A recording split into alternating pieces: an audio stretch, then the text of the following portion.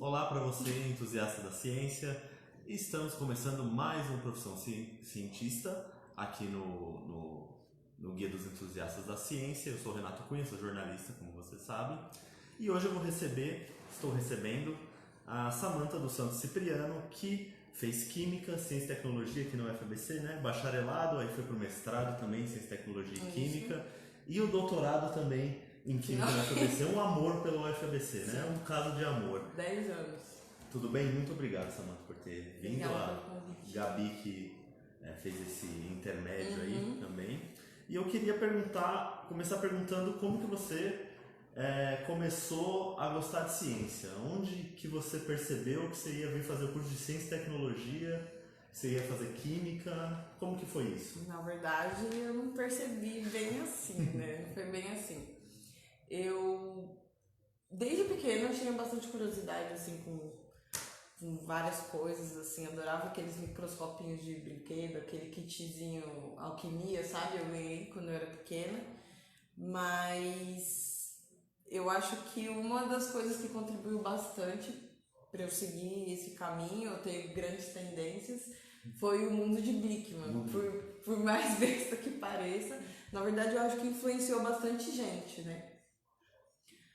O método científico que passava, a questionar as coisas, enfim. E quando eu estava no final do ensino médio, eu fiz cursinho, fiz um ano de cursinho. E aí, na época, eu estava totalmente perdida, eu não sabia para onde eu ia. Eu cogitei um tempo ir para a área de computação, automação, que é o que meu pai faz, e que eu gostava, assim, me dava bem como usuária. E aí, depois eu pensei bem, eu falei, não sei se é bem isso que eu quero, se é isso que vai rolar. Beleza, no cursinho eu tinha as aulas de biologia, as aulas de química eram as que mais me chamavam a atenção. A professora que me dava aula, ela sempre tentava levar algum experimento, alguma coisa que mudava de cor, alguma coisa que saísse fumaça na aula. E aí eu pensei bem e resolvi prestar engenharia bioquímica, na verdade, para tentar unir uma coisa com a outra. Aí eu prestei engenharia bioquímica na FUVEST, cheguei perto de entrar, mas não entrei.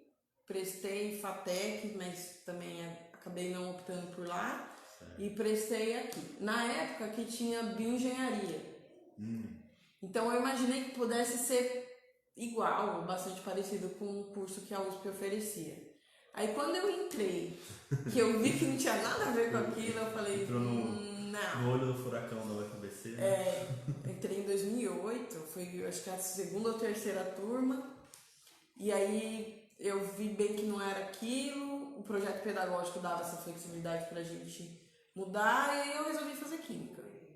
Fui fazendo, fui gostando, como eu podia optar pelas matérias específicas, eu peguei bastante matéria de bioquímica e biologia também, então no final das contas eu não fugi muito da ideia inicial.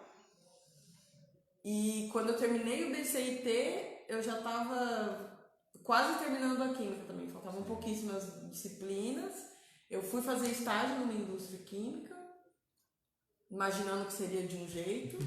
E aí quando eu vi que também não era bem daquele jeito, eu falei, quer saber?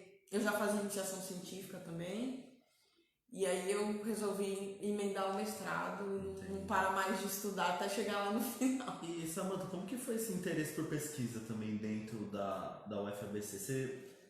Você começou uma pesquisa que foi até o doutorado, mudou um pouquinho de área? Como que... Eu comecei...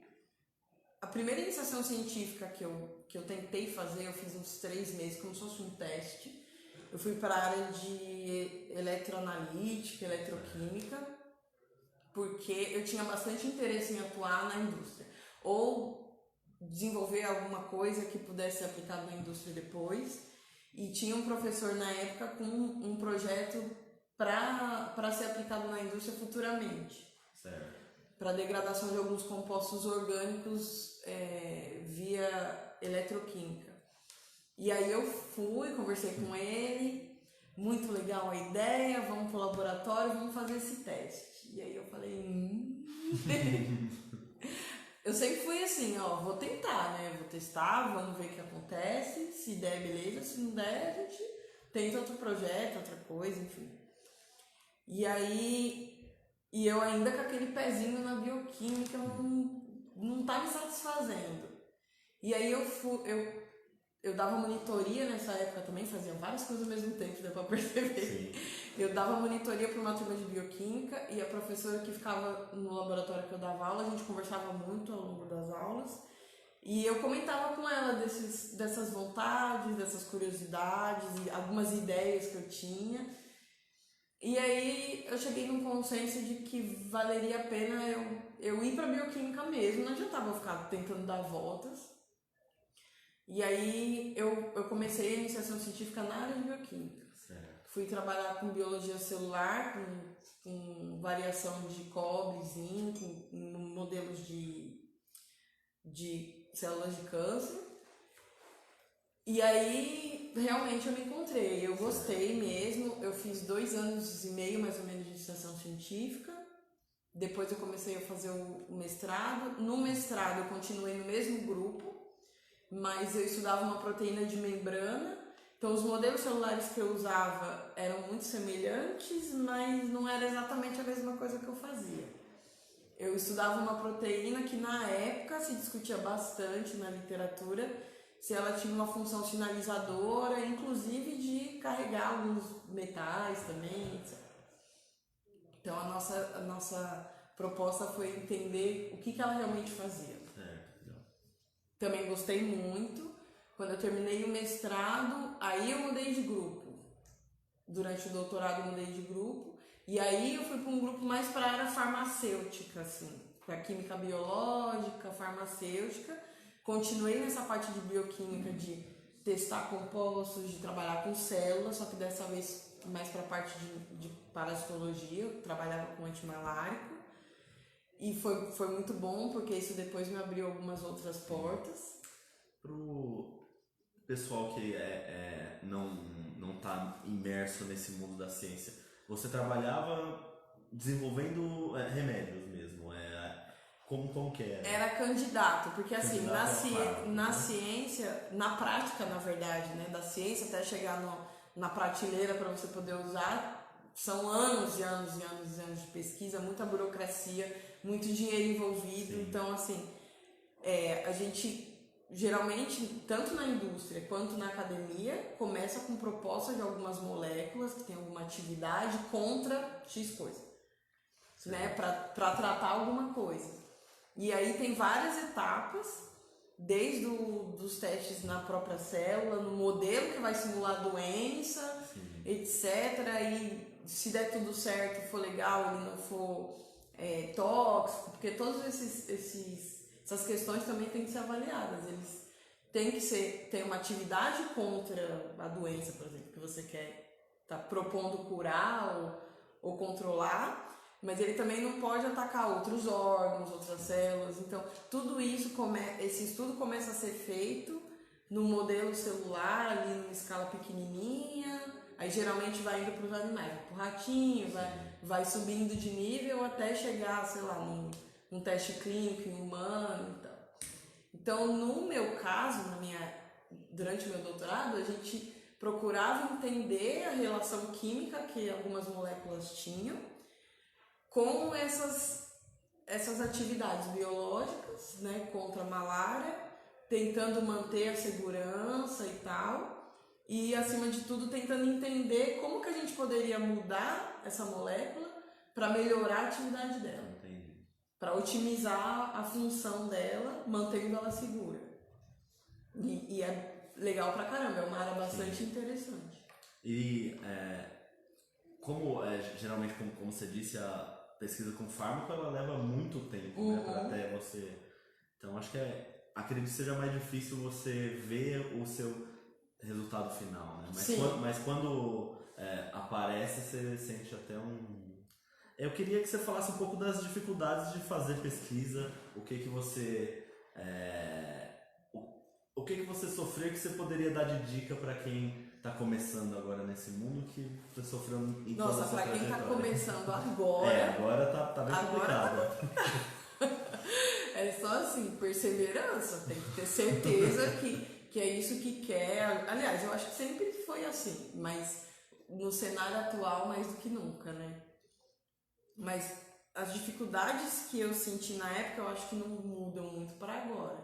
É questão financeira, então conseguir bolsa, valor de bolsa para a gente se manter, o próprio laboratório, os laboratórios têm uma luta diária ali, um por dia, para conseguir manter, conseguir projeto, conseguir financiamento, conseguir publicar os resultados.